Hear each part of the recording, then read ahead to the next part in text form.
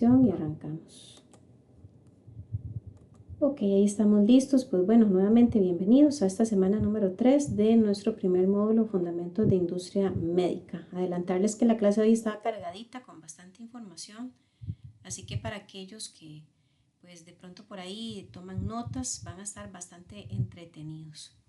Y por lo demás, pues siempre hacerles la invitación de que puedan participar, ojalá con preguntas, comentarios que se puedan relacionar obviamente con el tema que vamos a ir abordando. Ok. Tal vez me pueden confirmar con un dedito arriba si están viendo pantalla, el audio está bien. Excelente, muchas gracias. Muy bien. Ahí también acordarse de que tenemos el chat disponible, ¿verdad? También por un medio adicional para que ustedes participen. Bien, hoy vamos a hablar un poquito acerca de los elementos que se tienen que tomar en cuenta cuando se clasifican los dispositivos médicos, porque sí, estos se clasifican. A la hora de hacer dicha clasificación se debe tomar en cuenta la descripción del dispositivo, la intención de uso y también el riesgo, que de hecho hablaremos bastante acerca de este último punto. También a modo de referencia y como un poquito de repaso, porque lo hemos mencionado o lo mencionamos en la clase pasada, en el mundo pues existen agentes reguladores de dispositivos médicos, ¿verdad? Que ellos pues obviamente controlan, y de ahí el nombre, regulan todo lo que es la fabricación y distribución de ellos. Particularmente nosotros podemos hablar de los dos mayores reguladores a nivel mundial, que son la FDA, ¿verdad? Que está ubicada en los Estados Unidos, o la sede central está allí, y también el MDR, que es para la parte europea. FDA, ¿verdad? Sus siglas, como vemos ahí en pantalla, pues hacen referencia a una agencia o a una entidad encargada de administrar todo lo que son alimentos y medicamentos a nivel mundial. Es una agencia federal que protege la salud pública y con esto pues garantiza la seguridad y la eficacia de todos los dispositivos médicos que se estén comercializando. Por otra parte, como les decía igualmente, tenemos MDR, que es un reglamento sobre productos sanitarios, es el marco regulatorio de la Unión Europea para dispositivos médicos, se centra también en la seguridad, el rendimiento y la vigilancia post-comercialización. Entonces por ahí pues tenemos dos grandes, llamémoslo así, árbitros, ¿verdad? Que participan en todo lo que es el comercio de dispositivos médicos, y de hecho muy probablemente aquellos que tienen ya experiencia laborando para industria médica, probablemente el término FDA les parece bastante familiar. Ok, entonces decíamos que uno de los elementos que se toman en cuenta a la hora de clasificar los dispositivos médicos son los riesgos, y vamos a ver cuál es la clasificación de riesgos que maneja la FDA y también la MDR, ¿verdad? Ambas pues desarrollaron sus propias clasificaciones. Lo curioso es que tienen bastantes similitudes. En el caso de la FDA, ellos trabajan con tres agrupaciones: riesgos de clase 1, clase 2 y clase 3, que vamos a detallar a continuación. Cuando hablamos de dispositivos que entran dentro de la clase 1, son aquellos que no están destinados para ser utilizados como apoyo o para mantenimiento de la vida de las personas, ni siquiera para tener, digamos, una importancia sustancial en la prevención de daños a la salud humana, y no pueden presentar un riesgo potencial y razonable de enfermedad o lesión. Por ejemplo, las paletas, ¿verdad? Cuando nos revisan ahí la lengüilla, que vemos que el doctor le pone una paletilla ahí toda amarga, ¿verdad? Esa es un dispositivo médico clase 1 del que no depende la vida humana, no pone en riesgo la vida humana tampoco. Otro ejemplo es la máscara de oxígeno, las camas de hospitales, la ropa de hospital, las vendas, bolsas para desechos hospitalarios. Entonces aquí cuando hablamos de dispositivos clase 1 es porque tienen un nivel de riesgo muy bajo. Los dispositivos de clase 1 están sujetos a requisitos, ¿verdad? Estos requisitos se les conocen como controles generales. Y antes de verlos propiamente, quiero comentarles que todas las clases de dispositivos, llámese clase 1, 2 y 3, todos tienen que cumplir con estos requisitos de control. Lo que pasa es que conforme vamos avanzando en el número de clase, se adicionan más controles. Entonces podríamos decir que los controles generales son la base para todos. ¿Y a qué hace referencia controles generales? Por ejemplo, temas de adulteración, ¿verdad? Aquí se considera que un producto está adulterado si incluye cualquier sustancia sucia, pútrida o descompuesta, o si se prepara empaquetada o guarda en condiciones antihigiénicas. Entonces, estos son esas condiciones generales que deben cumplirse, y en caso de que no, pues obviamente ahí ya van a haber problemas de lo que son autorizaciones para la venta y distribución. Luego tenemos el etiquetado incorrecto, ¿verdad? Las disposiciones de etiquetado incorrecto cubren varios aspectos de los requisitos de etiquetado de fármacos y dispositivos. También dentro de estas controles generales está el registro y listado de dispositivos, los fabricantes y procesadores que participen en la producción y distribución de dispositivos médicos destinados a ser utilizados en Estados Unidos deben, cuando veamos esa palabrita, ¿verdad?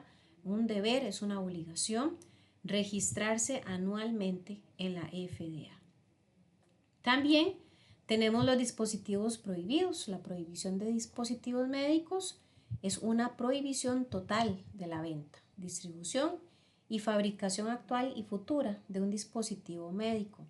Luego la notificación y otros recursos.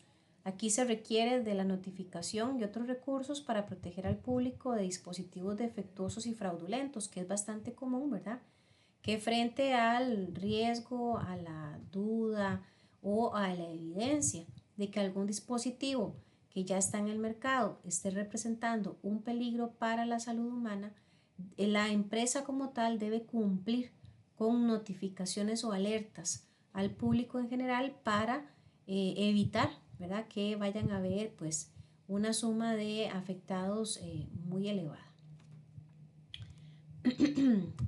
También están acá lo que son los registros e informes. La FDA tiene la autorización de promulgar reglamentos que exijan a los fabricantes, importadores y distribuidores de dispositivos a mantener registros e informes que garanticen que los dispositivos no están adulterados o mal etiquetados. De ahí que vamos a ver a lo largo de todo este programa de formación que se menciona muchísimo el tema de la documentación en el ámbito de la calidad, ¿verdad? Y mucho más cuando hablamos de dispositivos médicos, que son pues elementos que sí o sí son creados, fabricados para mejorar o garantizar la salud de la vida humana.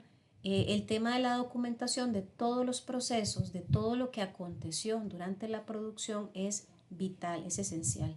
Frente a cualquier investigación, auditoría, la FDA o cualquier otra autoridad, va a solicitar registros, ¿verdad? Para conocer el historial, qué aconteció, qué de pronto fue lo que provocó el problema, y de ahí que hayan pues muchas veces procedimientos bastante estrictos acerca de ir registrando o documentando todo lo que acontece. Y por último, los dispositivos restringidos y las buenas prácticas de fabricación. La FDA está autorizada a restringir la venta, distribución y el uso de dispositivos si no puede haber una garantía razonable de su seguridad y eficacia. De ahí un poco también aunado a lo que ya mencionaba, esos niveles, ¿verdad?, sumamente estrictos que hay en industria médica acerca de cómo se hacen las cosas. Entonces a veces de pronto una persona que viene de trabajar en otra industria totalmente diferente a dispositivos médicos puede vivir, digámoslo así, un choque, ¿verdad?, mental, y decir, pero qué exagerados que son aquí, qué barbaridad, hay demasiados procedimientos, demasiados controles, demasiada vigilancia. No, no es demasiado. Recordemos que siempre el objetivo final son pacientes, personas que van a depositar la confianza en una marca, en una empresa, al utilizar un dispositivo. Ninguno de ustedes, me atrevo a decirlo porque ni yo lo hago, cuando va al doctor y el doctor le dice, venga, vamos a ponerle una inyección, ¿quién se pone a titubear de si esa jeringa estará limpia, estará estéril? ¿Será que está contaminada? ¿Será que yo le digo al doctor, doctor, venga, agárreme esa jeringa y pásela por algún tipo de prueba o escaneo para que usted me garantice que está bien? Nadie lo hace. ¿Y por qué no lo hacemos? Porque por de forma natural, llamémoslo así, vamos a generar una completa confianza, ¿verdad? En que esos instrumentos, dispositivos, ya pasaron por una serie de controles y de filtros y de ahí que estén siendo utilizados en centros de salud. Pero esa garantía, esa confianza es precisamente por las regulaciones, los controles que hay a nivel internacional. Si no, imagínense, cualquier persona se pondría ahí en la cochera de su casa a inventarse, a fabricar cualquier dispositivo, ¿verdad? ¿Y quién se lo va a comprar? Pues obviamente que nadie. Entonces, estos son controles, repito, generales por los que va a tener que pasar un dispositivo clase 1 para poder ser comercializado. Ok, vamos con los clase 2. Estos son dispositivos que presentan un riesgo moderado para pacientes y que requieren controles especiales para garantizar su seguridad y eficacia más allá de los controles generales que tienen los dispositivos clase 1. Ejemplo de estos dispositivos serían, por ejemplo, los catéteres, suturas absorbibles, jeringas, sillas de ruedas eléctricas, los guantes quirúrgicos, los kits de pruebas de embarazo y lentes de contacto, por mencionar algunos. Entonces aquí hablaríamos de que los clase 2 tienen un nivel de riesgo medio, moderado, intermedio, ¿verdad? Ahora, les dije hace un ratito que los controles generales no son exclusivos de clase 1, por el contrario, los generales son aplicables a todos. Y vemos aquí en esta imagen que precisamente pues los clase 2 deben cumplir con requisitos de controles generales que ya abordamos y adicional se le suman los controles especiales. ¿Y estos qué son? Bueno, ahí más bien hay que sumar aspectos como garantizar o verificar el rendimiento del dispositivo, que haya una vigilancia posterior al mercado, que haya registro de los pacientes que están utilizando los dispositivos, requisitos especiales de etiquetado inclusive para lo que es la manipulación, transporte, etcétera, adecuado, requisitos de datos previos a la comercialización y algunas guías. O sea, conforme vamos subiendo, digámoslo así, el nivel o la clase, son más los requisitos. Luego vamos a ver la clase 3, que en este caso, ¿verdad? Son dispositivos que sostienen o sustentan la vida, se implantan o presentan un riesgo potencial no razonable de enfermedad o lesión. Solo el 10% de los productos sanitarios entran en esta categoría. Algunos ejemplos: válvulas de reemplazo cardíaco, marcapasos, ventiladores de alta frecuencia, monitores de obtención de muestras de sangre fetal y prótesis implantadas. Aquí es un riesgo alto. ¿Y qué pasa con estos? Bueno, hay que sumarles más requisitos. Entonces, aparte de los controles generales, que son el único requisito para clase 1, se le suman los controles especiales, que eran requisito de los clase 2, y además se le agregan las notificaciones previas a la comercialización, que en este caso, ¿verdad?, contempla una revisión rigurosa, a diferencia de los anteriores. Aquí estos dispositivos requieren un nivel más alto de control regulatorio. Evidencia de seguridad y eficacia: los fabricantes aquí deben presentar una cantidad significativa de datos científicos y evidencias clínicas para demostrar que el dispositivo es seguro y eficaz para su uso previsto. O sea, no es que se ponen a vender cualquier cosa porque sí. Hay que cumplir con una serie de requerimientos y esos requerimientos deben estar sustentados en pruebas, en evidencias.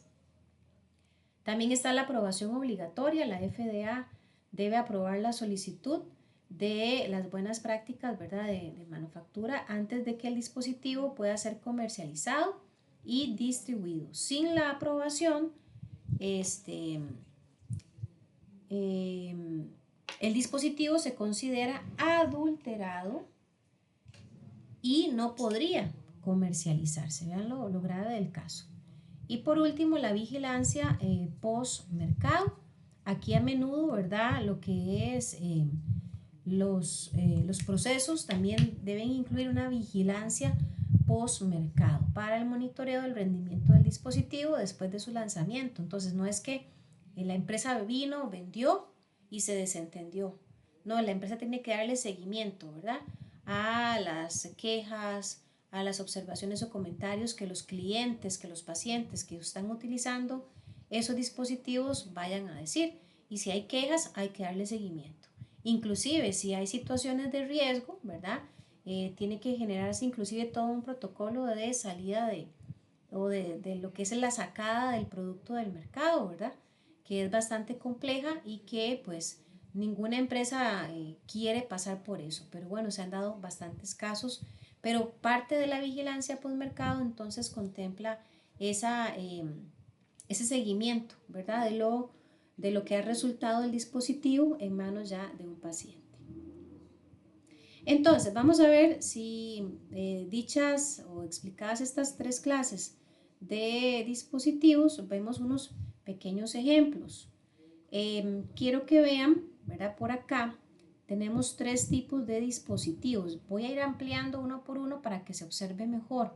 Aquí la idea es establecer si el dispositivo es clase 1, 2 o 3. En este caso estamos asignando letras para cada una de las clases. La clase 1 se identifica con la letra B, la clase 2 con la letra C y la clase A con la letra, la clase 3 con la letra A. Entonces por acá empezamos por este que está aquí, que esta imagen que vemos en la pura esquina a la izquierda de la pantalla es precisamente ese dispositivo que se llama cable guía para catéter y es de aplicación cardiovascular. Este es un cable, ¿verdad? En espiral diseñado para encajar en el interior de un catéter percutáneo con el fin de dirigir el catéter a través de un vaso sanguíneo. En este caso, este es un dispositivo clase 2 que se identifica en este caso con la letra C. Precisamente porque pues sí pone en riesgo la vida del paciente, pero de forma indirecta, ¿verdad? Porque es algo que está introduciéndose dentro de otro dispositivo que es propiamente el catéter. Luego vamos a ver este otro, que es un estetoscopio, ¿verdad? Eso que típicamente vemos que tienen los doctores durante el chequeo médico que hacen.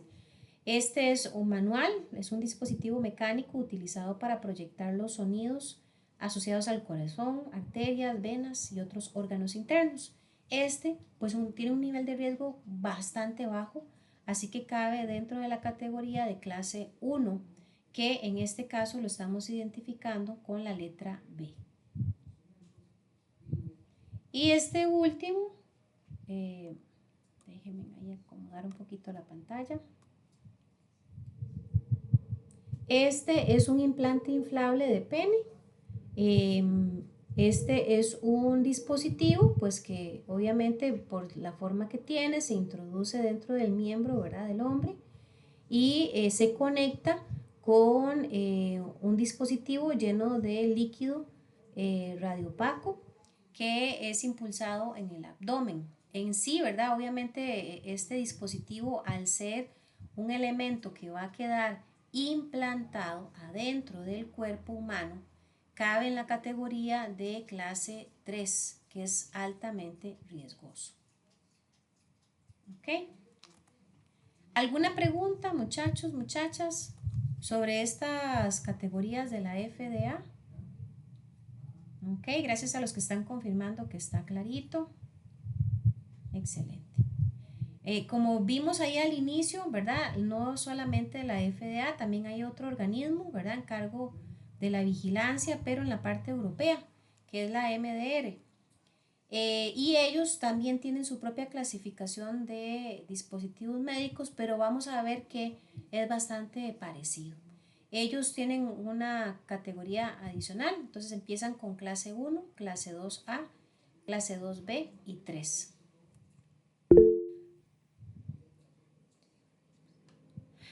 Jefferson, como lo veíamos ahí en el material, los clase 3 son el más alto riesgo. O sea que ahí la vida humana, ¿verdad? Está bajo peligro, por así decirlo. Inclusive como dato curioso que también veíamos en el material, es que apenas el 10% de los dispositivos médicos que se fabrican en el mundo entran en esta categoría. ¿Ok?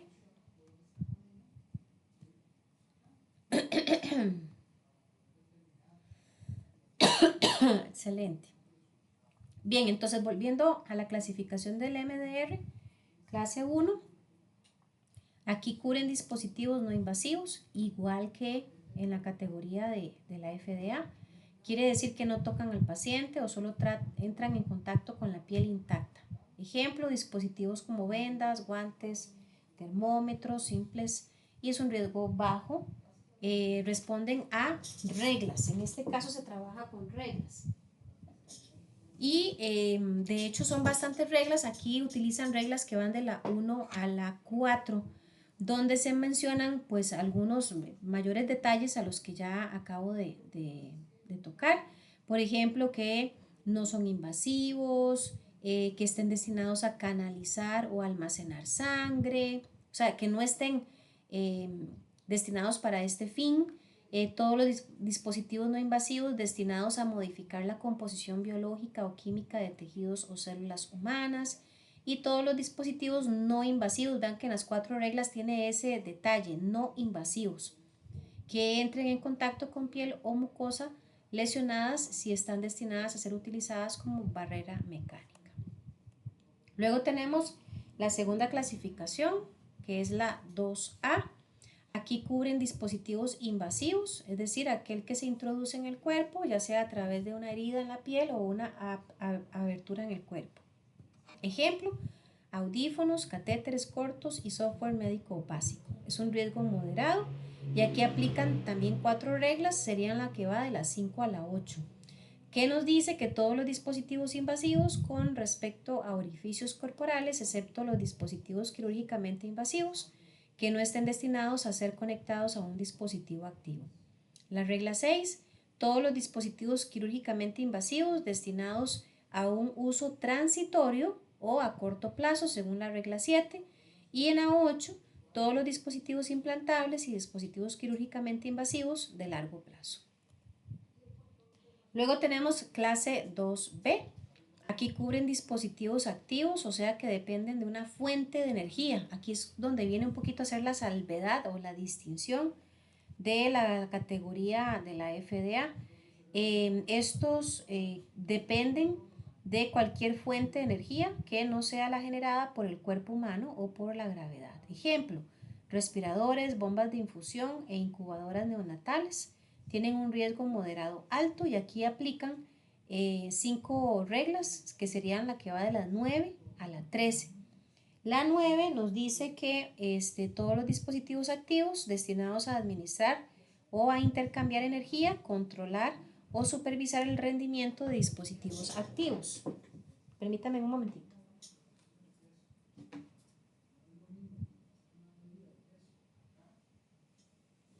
Un momentito. La 10 dice dispositivos activos destinados al diagnóstico y seguimiento. La 11, programas informáticos destinados a proporcionar información que se utilice para tomar decisiones con fines diagnósticos o terapéuticos. La 12, todos los dispositivos activos destinados a administrar y o a eliminar medicamentos, líquidos corporales u otras sustancias hacia o desde el cuerpo. Y por último, todos los demás dispositivos activos se clasifican como clase 1, o sea, los que no cumplen con las anteriores, entonces entran en la categoría de clase 1.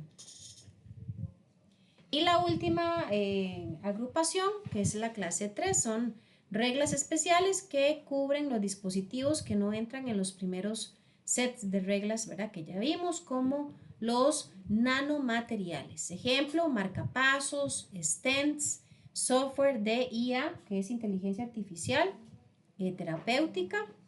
Aquí el riesgo es alto y vean que aplican muchísimas más reglas que van desde la 14 hasta la 22. Ahí en este caso, ¿verdad? Pues se incluyen más reglas o más requerimientos precisamente por el tema del riesgo, al ser muy elevado, similar a lo que dictaba pues la FDA. Ahora bien, hagamos una pequeña comparación. ¿Qué les parece acerca de las clasificaciones de ambas entes reguladores?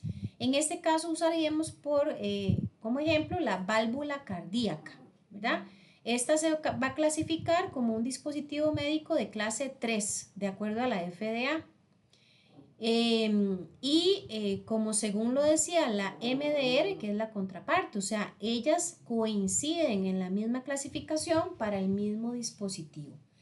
En la FDA, la clasificación, que es donde viene la diferencia, se basa en el riesgo potencial para la salud y la necesidad de un control riguroso.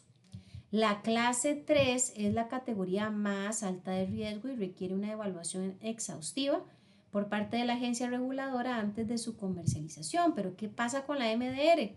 Bueno, ellos la clasificación la realizan siguiendo ¿qué? Reglas, ¿verdad? Entonces ahí es como la diferencia, digamos que vital. Una se basa en riesgos, la otra se basa en reglas.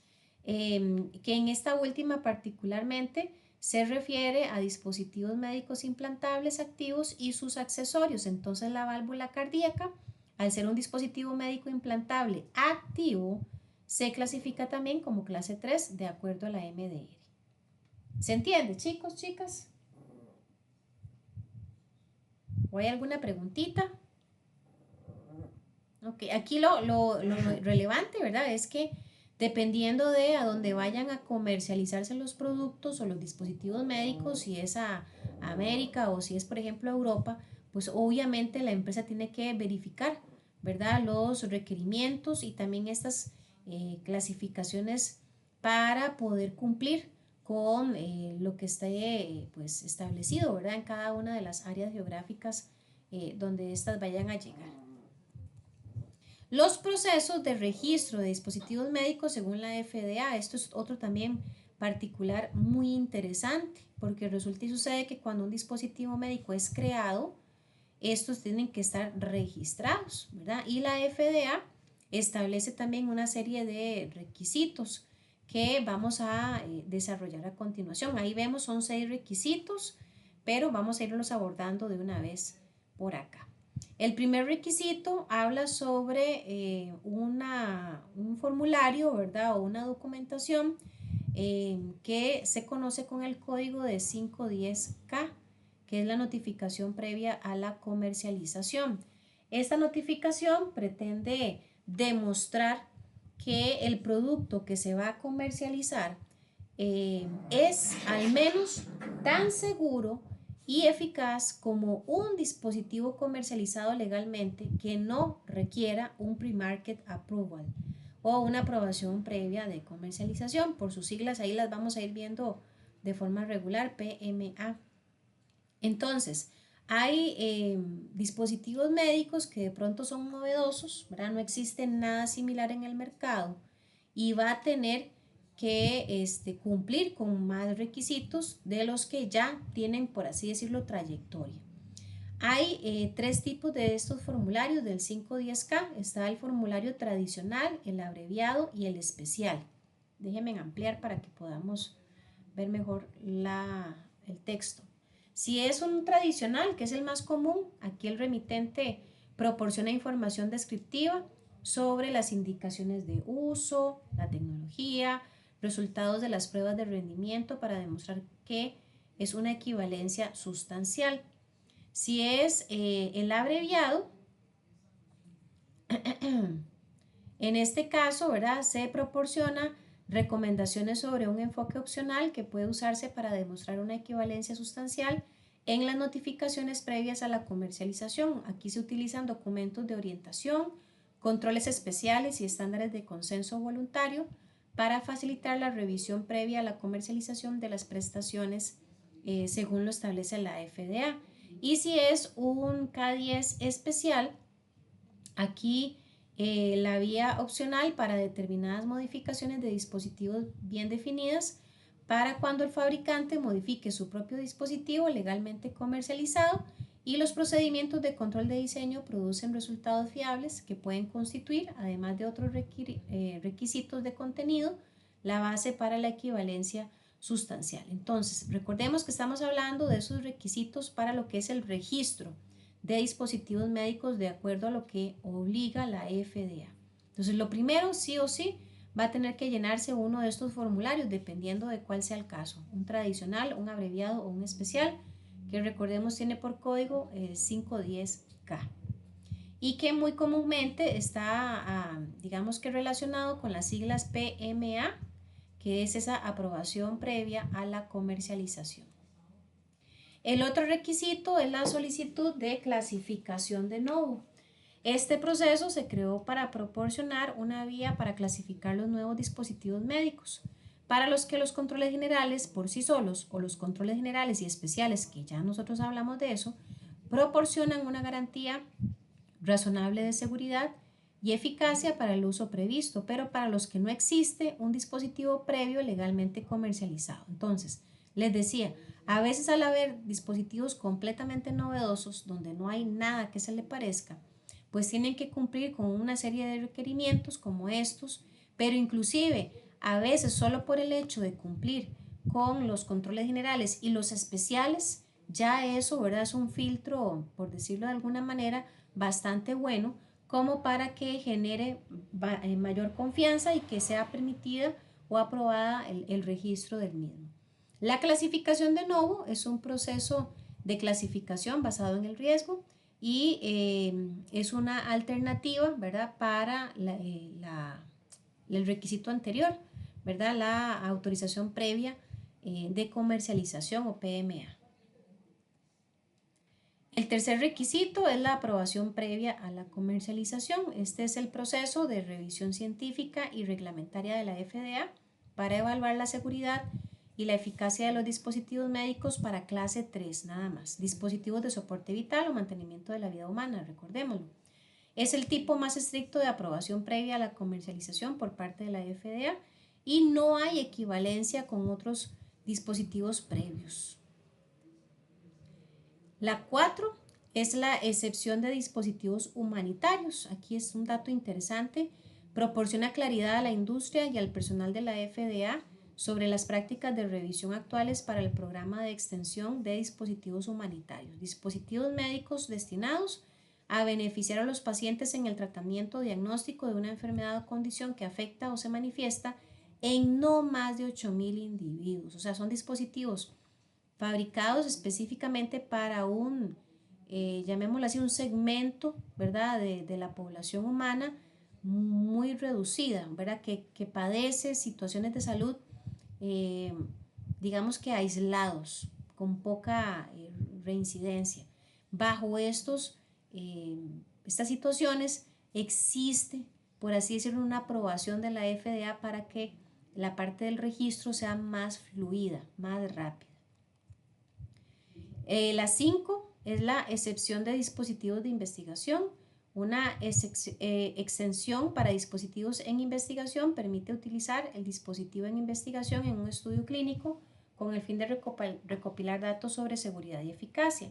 Los estudios clínicos suelen realizarse para respaldar, otra vez, ¿verdad?, una revisión previa a la comercialización. Solo un pequeño porcentaje de estos requieren datos clínicos para respaldar la solicitud. O sea, quiere decir que a veces hay dispositivos que están todavía en etapa de verificación, por eso se dice ahí estudio clínico, todavía no han cumplido con todo el proceso, pero de pronto, ¿verdad?, bajo alguna situación de riesgo puede hacer que la FDA permita, ¿verdad?, que se pueda registrar sin mayor contratiempo. Y la última, que es la autorización de uso de emergencia, Aquí la FDA ayuda a reforzar la protección de la salud pública de la nación contra los productos químicos, biológicos, radiactivos y nucleares, facilitando la disposición y el uso de contramedidas médicas necesarias en emergencias de salud pública. Aquí siempre me parece como un buen dato de sugerencia, pues lo que todos vivimos con el COVID-19, ¿verdad? En el tema de las vacunas. Muchas de estas vacunas ni siquiera habían pasado, ¿verdad?, por todos los procesos de verificación, de ensayo clínico y demás. Y casi que, como dicen, a medio camino, por la emergencia, se autorizó el registro y de una vez la distribución de la vacuna o las vacunas. La FDA puede autorizar productos médicos no aprobados o usos no aprobados de productos médicos para ser utilizados en una emergencia. Entonces, en resumen, estas son las 6 etapas para lo que es el registro de dispositivos médicos. Ustedes, si quieren, pues le pueden dar una ojeadita ahí como repaso. Esta es la diapositiva número 26 por cualquier cosita. Y vamos a pasar a un tema que también nos va a acompañar a lo largo de todo este técnico, que son las BPM.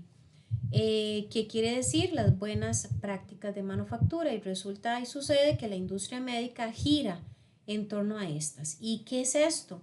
Bueno, es un conjunto de normas y procedimientos que garantizan la calidad, la seguridad y la eficacia de los productos médicos y farmacéuticos. Estas prácticas abarcan la capacitación del personal, la higiene de las instalaciones, el control de la calidad de los materiales y procesos, y la documentación detallada de cada etapa de la producción, desde la materia prima hasta el producto final. Así que todos los esfuerzos que en las empresas se hacen en función de capacitar, de mantener las instalaciones higiénicas, controladas, seguras, todos esos procesos que suman, pues entran dentro del término de buenas prácticas de manufactura. Algunos componentes claves de las buenas prácticas de manufactura en industria médica son estos 5, que de hecho el que está resaltado en amarillo vamos a ampliarlo hoy. En el caso del personal, pues este debe estar debidamente calificado, capacitado y actualizado en sus funciones. Se requiere un programa de capacitación continua con documentación de la inducción y de las actividades de desarrollo profesional. También están las instalaciones y los equipos, que deben mantenerse altos estándares de higiene, limpieza y orden. El equipo debe estar calibrado, manteniendo y controlando regularmente para asegurar su buen funcionamiento. También están los procesos y procedimientos. Es crucial tener estos detallados y documentados para cada etapa de la fabricación, asegurando la consistencia del proceso, indiferentemente de quién lo realice. El control de calidad. Se verifica la calidad de las materias primas y se realizan controles durante todo el proceso para asegurar que el producto final cumpla con los estándares. Y la documentación, todas las actividades, procedimientos y resultados de los controles deben, una obligación, deben estar debidamente registrados para garantizar la trazabilidad y la transparencia, obviamente, de las operaciones. ¿Cuáles son los objetivos principales de las BPM en industria médica? Bueno, por supuesto, la seguridad del paciente. En la medida en que todo esté resguardado, controlado, asegurado, en esa medida que va a pasar con el paciente, se van a minimizar los riesgos de contaminación, se minimizan los defectos, se minimizan los errores, y esto pues va a mantener seguro al paciente. Caso contrario, lo pone en riesgo. La calidad del producto. ¿Por qué? Porque las BPM pues van a permitir asegurar que los productos médicos y farmacéuticos sean seguros, eficaces y de alta calidad, con la concentración correcta de ingredientes activos. El cumplimiento normativo. Permiten a las empresas cumplir con los requisitos regulatorios establecidos por la autoridad de salud, ¿verdad? Muchas de las prácticas que tenemos de forma regular, como por ejemplo el lavado de manos, es parte de las BPM, pero también son parte del cumplimiento de lo que dictan las entidades de salud, como por ejemplo el Ministerio de Salud. La mejora continua.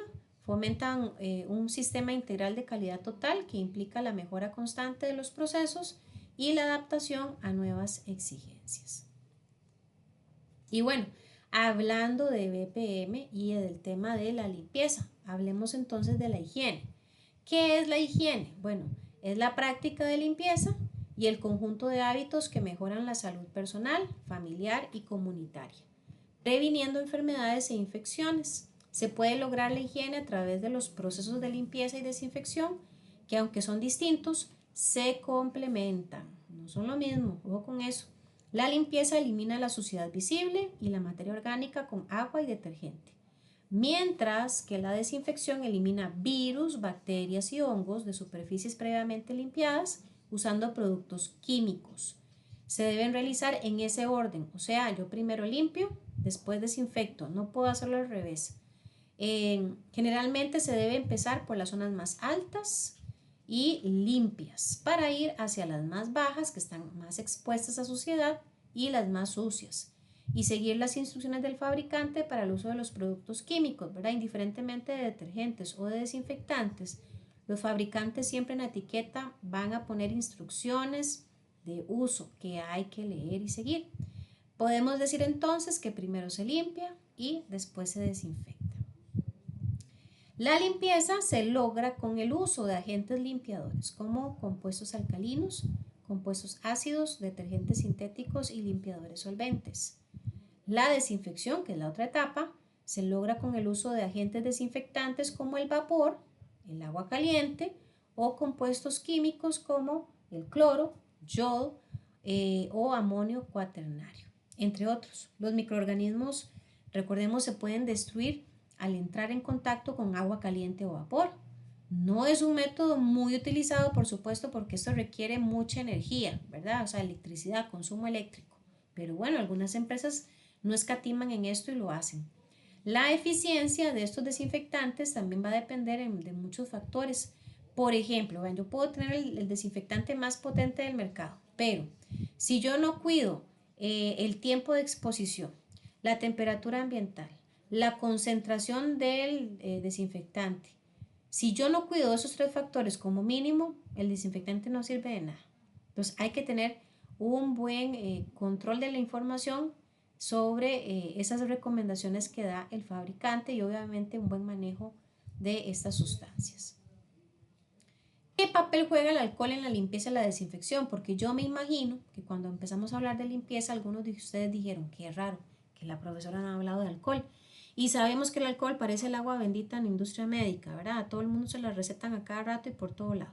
Bueno, vamos a ver qué papel juega este.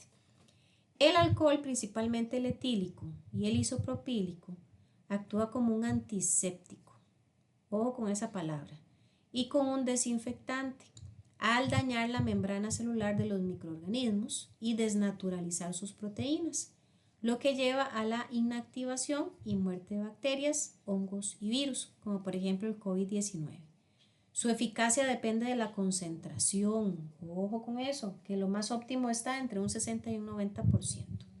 También recordemos que el alcohol tiene una rápida evaporación y tiene una capacidad para disolver grasas y residuos, lo que la hace ideal para limpiar superficies y preparar la piel antes de procedimientos médicos. Entonces, el alcohol etílico o etanol es común en la desinfección de piel y superficies, especialmente en entornos médicos a concentraciones del 70%.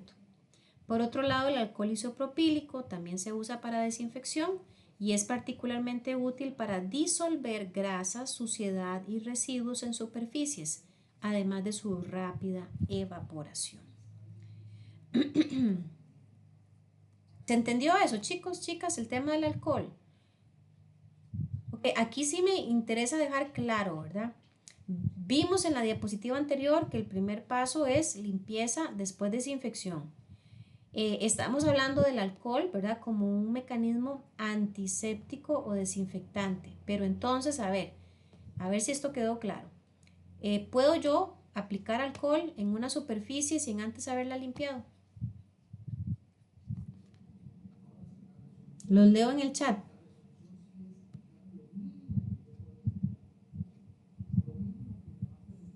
Vuelvo a preguntar. ¿Puedo aplicar alcohol en una superficie antes de haberla limpiado?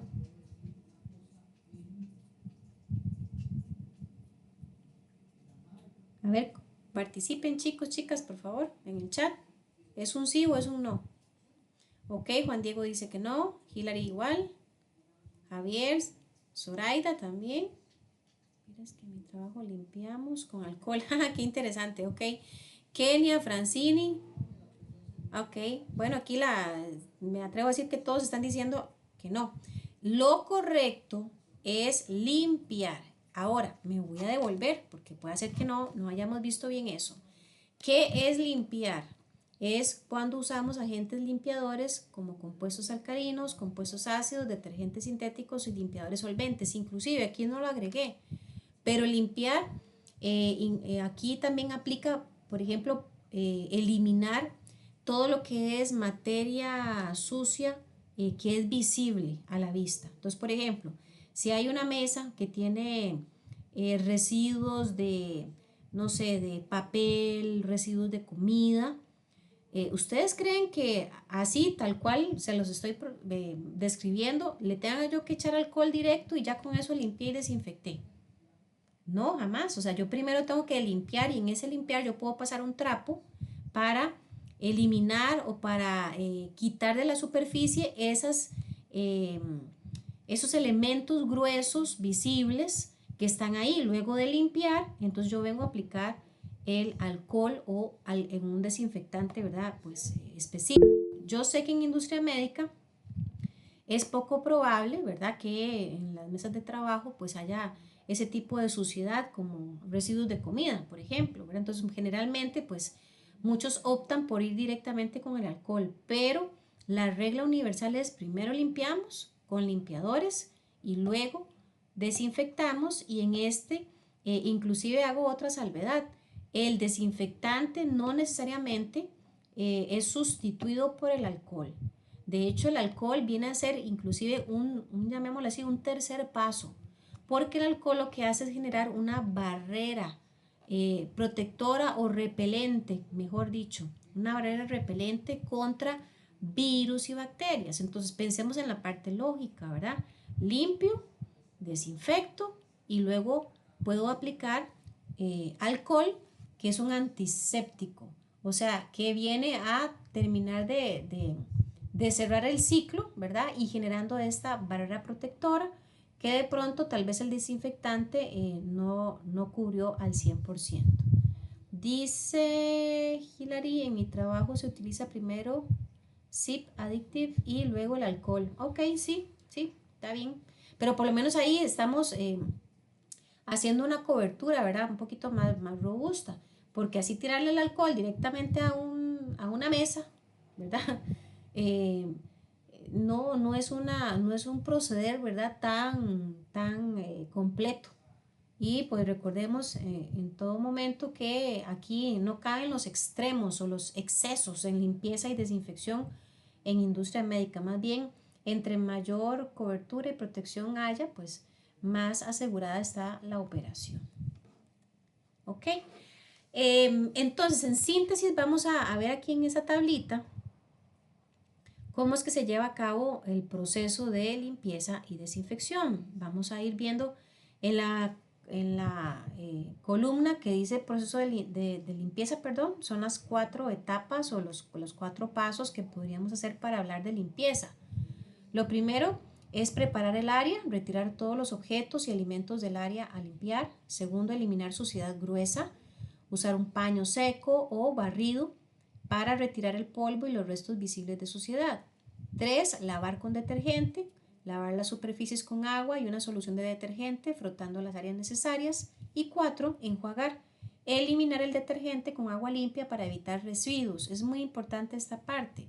Cuando se usan detergentes, hay que hacer una muy buena labor de enjuague porque no deben quedar residuos. Si quedan residuos, la etapa que sigue, recordemos que es la desinfección y puede hacer que la sustancia desinfectante genere una reacción no muy positiva con esos residuos de detergente. Entonces hay que tener esos cuidados.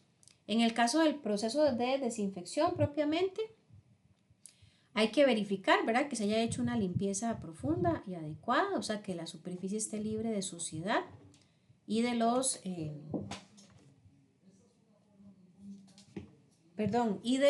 residuos de detergente que ya mencionaba.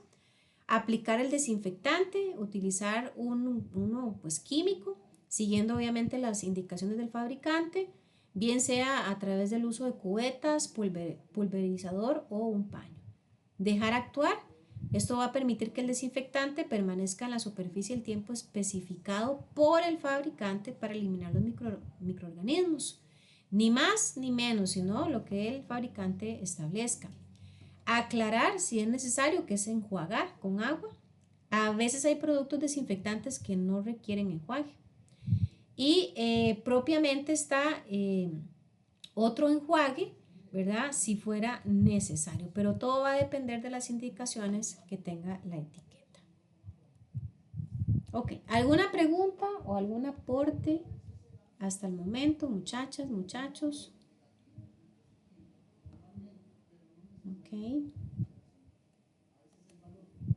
Vamos a ver entonces ahora cuáles son los factores que pueden afectar o incidir en la eficiencia de un proceso de limpieza. Yo puedo hacer bien mi proceso, pero a veces hay factores que si no los tomo en cuenta o no los sé manejar bien, pues me echan a perder el objetivo que se busca. Adelante, Katia.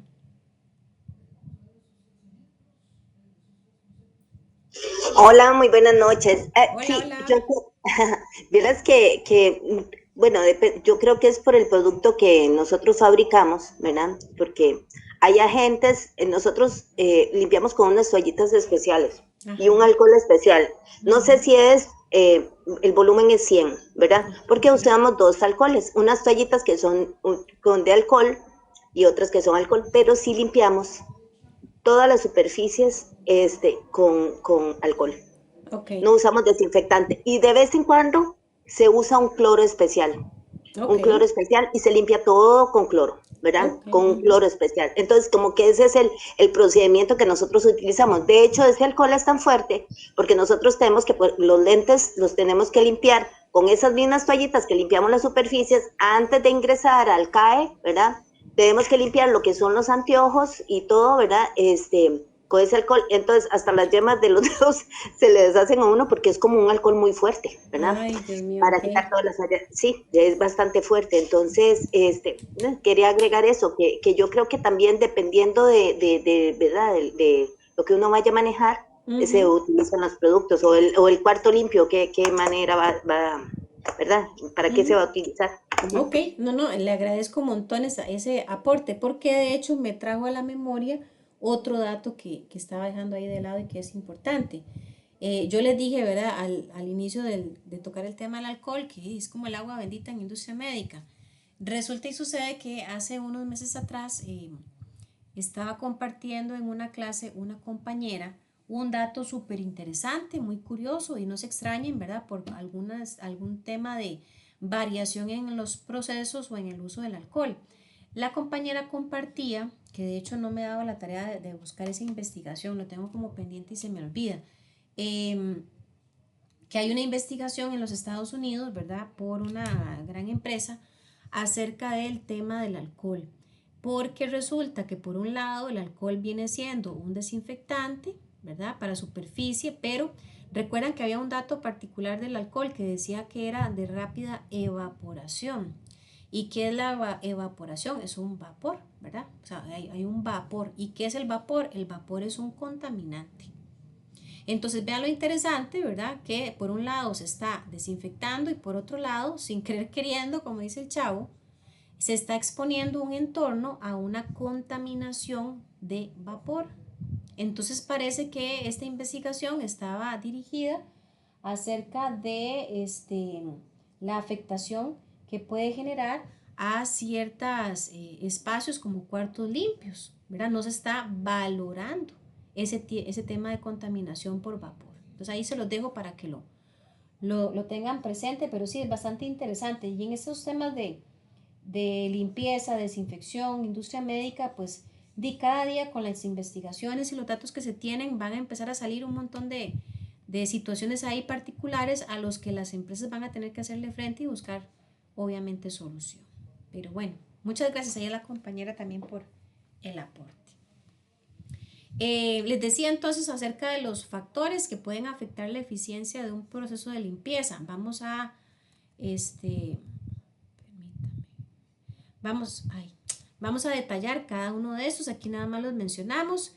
El tipo de suciedad a remover, la calidad de agua disponible, la temperatura del agua, el tipo de detergente que se utiliza, la velocidad o la fuerza en el proceso, el tiempo de contacto con el detergente y la concentración del detergente. Entonces, en el caso del tipo de suciedad a remover, cada suciedad tiene un tratamiento especial, ¿verdad? Podemos hablar de suciedad gruesa, cuando hay papel, hojas, suciedad fina, si es polvo, arena, o suciedad líquida, agua, aceite. Otras formas de clasificar la suciedad es según su fijación o su adherencia a la superficie. Hay suciedad libre, suciedad adherente o incrustada. Y donde esta última requiere, ¿verdad?, la incrustada, de acciones mecánicas y químicas para su eliminación. Entonces, no es lo mismo hablar de limpiar una mesita, ¿verdad?, donde usted tal vez come todos los días, a hablar de limpiar, por ejemplo, un servicio sanitario de un centro comercial. Son suciedades distintas y dependiendo de el manejo que se le dé a la limpieza de esas áreas, así va a ser su eficiencia o no. La calidad del agua que se utilice, esta siempre debe estar libre de agentes patógenos, metales tóxicos o de cualquier olor extraño que sea observable. Es recomendable el uso de mangueras para su aplicación y obviamente que esas mangueras pues usen ojalá pistola de hule, porque si es metálica esto pues va a generar con el tiempo corrosión y por consiguiente pues metales que van a estar ahí pues en el agua, ¿verdad? En caso de utilizar estañones o baldes plásticos deben estar siempre limpios y mantenerlos tapados para evitar que se contaminen. El tipo de detergente que se utilice también es clave. La acción limpiadora del agua puede mejorarse agregando detergentes o jabones.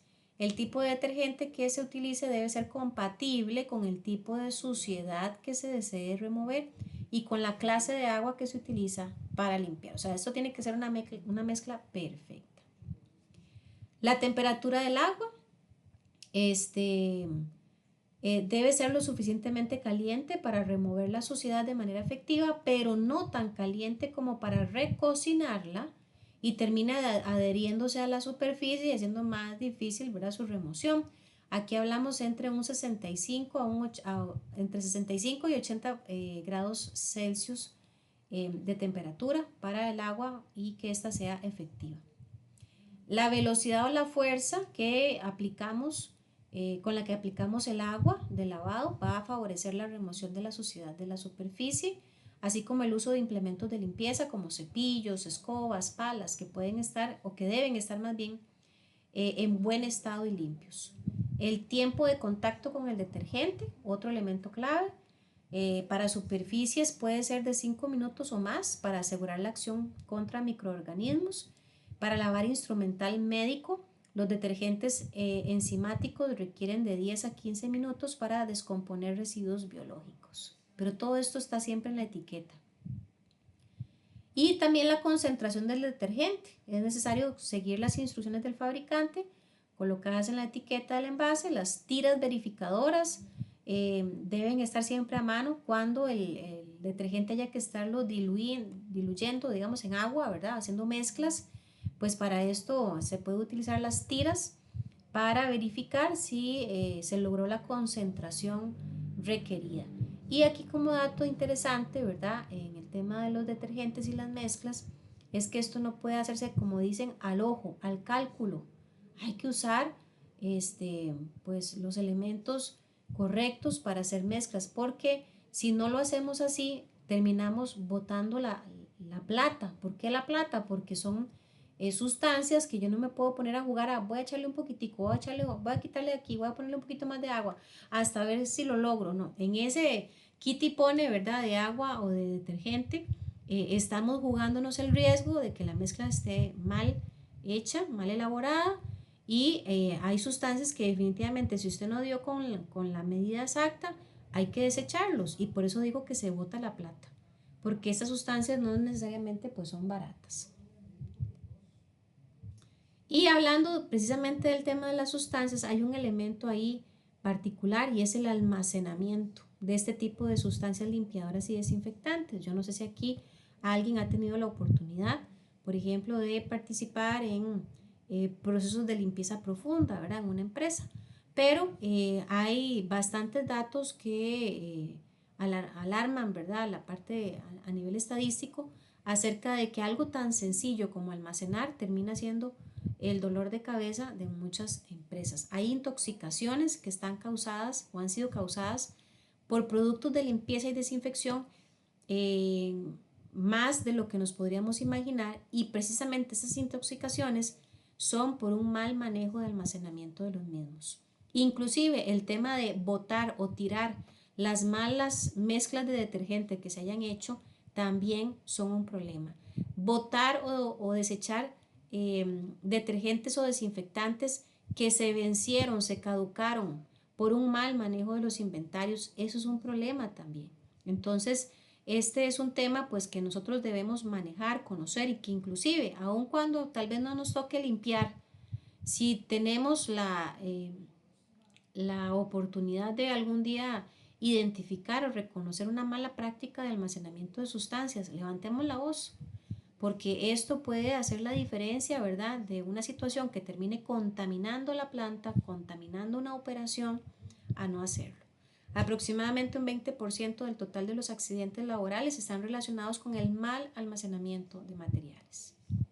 Así que vamos a ver varias recomendaciones para un buen almacenamiento de este tipo de sustancias. La primera, intentar recurrir siempre a la compra de químicos lo más inocuos posibles, o sea, que sean lo menos tóxicos, ¿verdad? Para así pues minimizar los niveles de riesgo que estos representan en su manipulación y uso. Una correcta ventilación y protección frente al calor, la luz del sol o la humedad en las zonas donde se almacenan esas sustancias. Hay sustancias muy delicadas, ¿verdad? Que pueden reaccionar, explotar, por ejemplo, o calentarse frente a espacios con poca ventilación, ¿verdad? O muy calientes. Garantizar que los recipientes siempre estén bien cerrados para evitar derrames y contactos peligrosos con los trabajadores.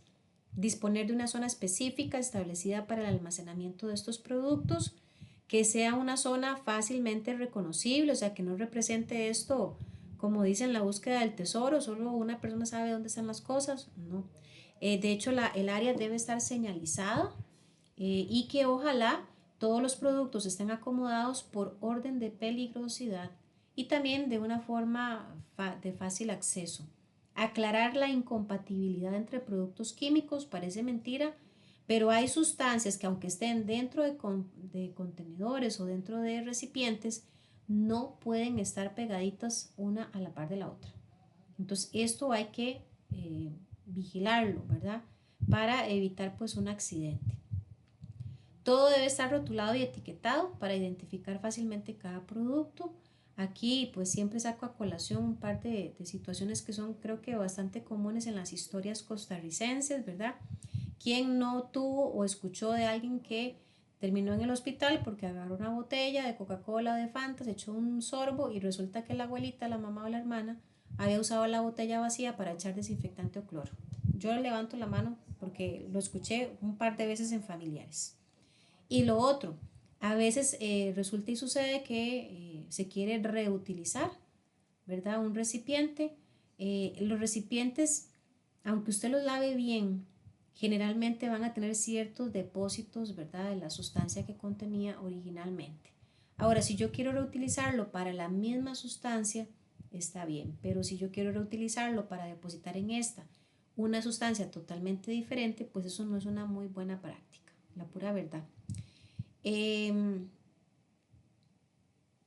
Para ver,